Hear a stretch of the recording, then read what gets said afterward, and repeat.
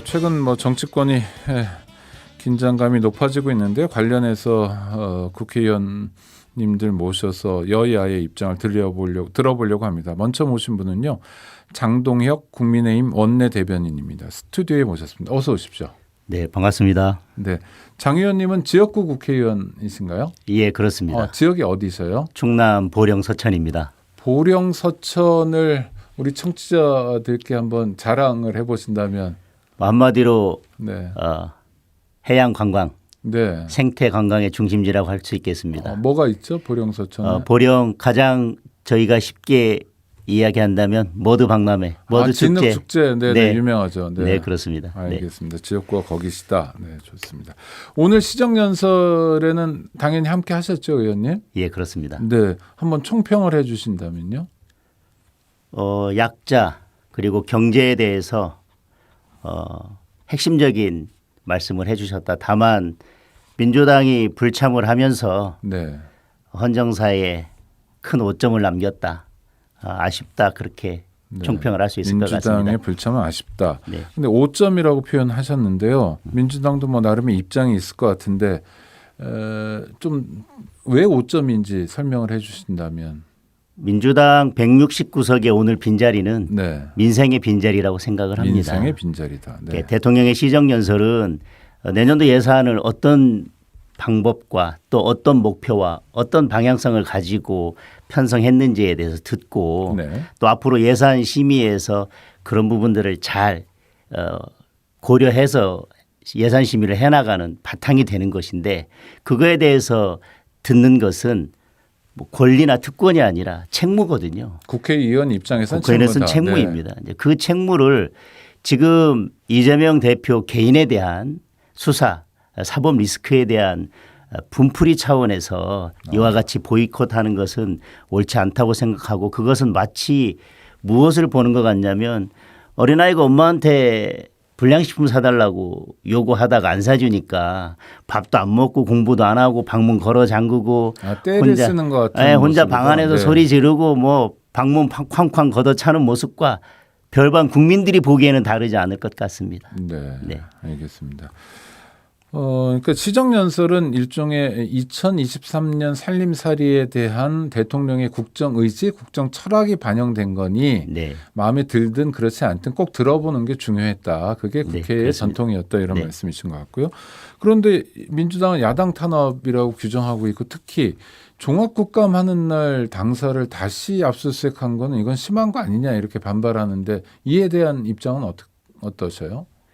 우선 야당 당사에 대한 압수수색에 대한 불만을 먼저 짚어본다면 네네. 여지껏 청와대에 대한 압수수색도 있었습니다. 그리고 야당 당사에 대한 압수수색도 이번이 처음이 아니고 여러 차례 있었습니다. 그리고 대법원에 대한 압수수색도 있었습니다. 그런데 지난 정부의 청와대에 대한 압수수색에 대해서 처음에 청와대에서 그걸 받아들이지 않자 민주당에서는 뭐라고 했냐면 노골적 방해 행위다. 후한무치다. 양심불량의 극치다. 그리고 이건 시간 끌기와 물타기다. 그리고 방해하면 고발 조치해야 된다. 이렇게까지 이야기를 했었습니다. 네. 그렇게 얘기를 했다가 지금 야당 당사에 대한 압수수색에 대해서 이건 야당 탄압이다 얘기하는 것은 맞지 않고 우리 대한민국의 어디에 법이 들어갈 수 없는 성역이라고 하는 것이 있습니까? 압수수색이라고 하는 것은 법원이 범죄 사실이 소명이 되고 압수수색의 필요성이 있다고 해서 영장을 발부하고 그 영장에 의해서 영장을 집행하는데 야당 탄압이다. 이런 것들이 정치보복이고 야당 탄압이라면 이런 정치보복은 맨날 해도 좋다라고 하는 이재명 대표의 예전의 발언을 돌려드리고 싶습니다. 네네. 정당한 법 집행을 야당 탄압이라고 규정을 하고 그것의 시기를 문제 삼고 그러면서 이제 우리는 입법이든 시정연설이든 그 어떤 것도 협조하지 않겠다라고 하는 것은 이것은 지나친 오기고 이건 오만이라고 생각을 합니다. 그 시기는 어떠세요? 시기. 그러니까 국정감사 마지막 날 종합감사하는 날 들어갔다. 저는 말씀드렸지만 이게 정치 탄압도 아니고 정당한 법 집행이라고 한다면 검찰이 그 정당한 법 집행을 언제 하는지를 문제 삼고 국회 일정과 그것을 비교해서 이것은 야당 탄압이다 정치 탄압이다 이것은 국감을 못하게 막는 행위다라고 하는 것 자체가 저는 이 연결 관계를 짓는 것 자체가 저는 부당하다고 생각합니다. 그리고 검찰의 입장을 대변한다면 사실 오늘까지가 압수수색 영장의 유효기간의 만료기간입니다. 네. 한 번 압수수색했다가 불발됐습니다. 만약에 어제도 만약에 또 압수수색을 들어갔는데 불발된다면 오늘 그러면 들어가거나 오늘 다시 들어가거나 할 수 아니면 있는 영장을 재청구하거나. 그렇죠. 네. 그러니까 그런 여지를 남기려면 어제가 다행히 집행이 됐습니다마는 네네. 그때도 불발이 되면 오늘 다시 집행할 수 있는 여지를 남겨야 되기 때문에 검찰로서는 또 불가피한 선택일 수도 있었다는 점을 말씀을 네, 드리겠습니다. 그런 날짜를 골라서 들어가지는 않았을 거다. 네. 네. 네. 그런데 성역은 뭐 존재하지 않습니다만 뭐 이곳 명동성당도 네. 과거에 지금도 그렇습니다만 그래도 하여튼 존중 예우 뭐 조계사 같은 경우도 그런데요. 그래서 성역 아닌 성역 같은 경우도 있지 않습니까? 그 야당 당사를 야당 분들이 그렇게 여기시는 것 같은데 이거는 온당하지 못한 태도인가요? 저는 말씀드렸지만 야당 당사에 대해서 압수수색이 이루어진 것이 여러 차례 처음이 있었고요. 아니다. 이전에도 네. 있었고 네. 그러면 야당 당사라고 해서 분명히 범죄가 있는데 압수수색이 불가능하다. 저는 그것도 법치국가에서는 도저히 인정될 수 없는 것이 그게 바로 소도를 인정하자고 하는 거나 마찬가지라고 네, 생각을 합니다. 네, 알겠습니다. 민주당 더불어민주당 대표 이재명 대표는 뭐 특검법을 하자 특검을 통해서 문제를 풀자고 하는데 장 네. 의원님 생각은 어떠세요? 특검이라고 하는 것은 수사가 잘 진행되지 않을 때 보통 특검을 하게 됩니다. 네네. 법원으로서는 예를 들면 수사기관에서 제대로 수사를 하지 않고 있을 때 빨리 수사를 해라. 그걸 빨리 기소해라. 이렇게 할 권한도 없고 어떤 조치도 할 수가 없습니다. 그렇죠. 네. 그러니까 수사를 안 하고 있을 때는 그것을 통제할 수 있는 방법은 어디에도 없고 그것은 오로지 검찰의 자의에만 맡겨져 있는 것입니다. 네.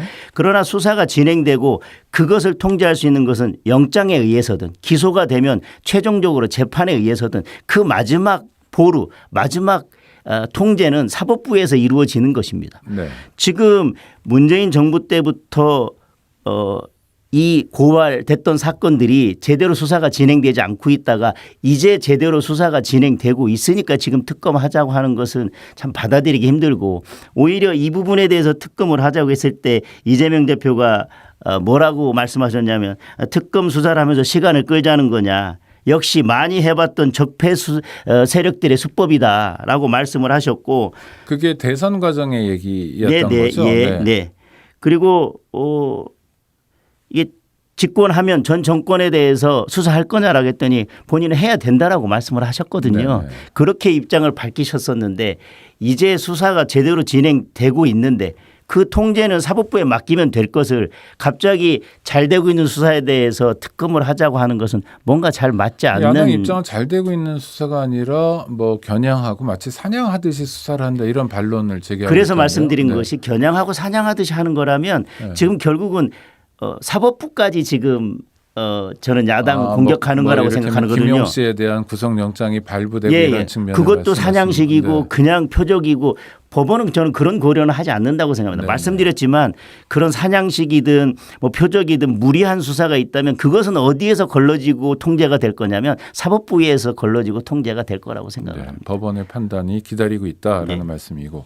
근데 민주당은 하여튼 자신들이 가지고 있는 권한을 최대한 활용해서 특검법을 통과시키겠다 이런 의지를 밝히고 있는데요. 실제로 국회에서 가능한 일인가요? 어떤가요? 뭐 우선은 그게 가능한지를 떠나서 그게 명분이 있는지 명분, 그리고 네. 그것이 국민들에게 어떻게 비춰질지 저는 오히려 그것을 검수완박처럼 힘으로 밀어붙인다면 저는 그건 신의 악수가 될 것이다. 오히려 민심 이반이라고 하는 심각한 부작용을 낳을 것이다. 지금 수사가 잘 되고 있는데 셀프 처방으로 내 사건에도 특검을 하자. 특검을 하자고 하는 의도는 명백하지 않습니까? 지금 다수당이기 때문에 특검법을 통과시켜서 그 특검은 야당이 원하는 특검을 임명해서 이 수사에 대해서 유리한 국면으로 가자고 하는 것이고 특검을 통과시켰을 때는 어떠한 경우에도 지금보다는 불리한 상황이 아닐 것이라고 하는 그런 지금보다는 낫다. 네, 그런 심리에 의해서 한다고 하는 것을 국민들이 다 알 것인데 지금 그렇게 힘으로 밀어붙이는 것이 명분이 있느냐의 문제이고 또 하나는 지금 그렇게 가려면 저희 법사위원장이 국민의힘의 김도부 위원장이기 네네. 때문에 쉽지 않습니다. 그러면 결국은 패스트 트랙으로 가야 되는데 그러면 지금 시대전환에 조정훈 의원이 그 지금 특검법에 동의하거나 함께 동참하지 않는다면 쉽지 않은 상황입니다. 그러나 지금까지 조정훈 의원께서 특검이나 여러 문제에 대해서 매우 합리적이고 객관적인 입장을 보여오셨기 때문에 저희는 뭐 이 특검법에 대해서 조정훈 의원께서 그런 합리적 객관적인 입장을 견지해 주시라고 믿습니다. 또 하나는 야당 주장입니다. 뭐 김건희 여사에 대한 특검을 주장하고요. 압수수색의 경우에 뭐 현수막 붙은 걸 보니까 224대 0이었다 이런 주장을 하는데 이에 대한 의원님 또는 지금 김건희 여사에 대해서 네. 가장 큰 것은 도이치모터스 사건 아닙니까? 네, 주가 조작 사건. 그것은 네. 문재인 정부 시절에 박범계 장관이 법무부 장관이고 그 고등학교 후배인 이정수 중앙검사장이 검사장으로 있을 때 이 사건에 대해서 충분히 수사를 했습니다. 네. 그리고 관련자들은 이미 다 기소가 됐습니다.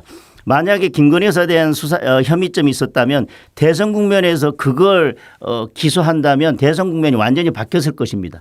그런데 문재인 정권에서 박범계 법무부 장관 이정수 중앙지검장이 있을 때도 기소하지 못했던 사건이고요. 224대 0이라고 하는데 도이치모터스 사건에 대해서 30번 압수수색했습니다. 그리고 네. 코바노 컨텐츠에 대해서 8번 압수수색을 했습니다. 사실이 아니다. 네. 그런데 지금 이재명 대표에 대해서 있는 것은 뭐 대장동, 위례, 성남 FC, 그다음에 뭐 쌍방울, 그다음에 뭐 지금 큰 의혹들이 한두 개가 아닙니다.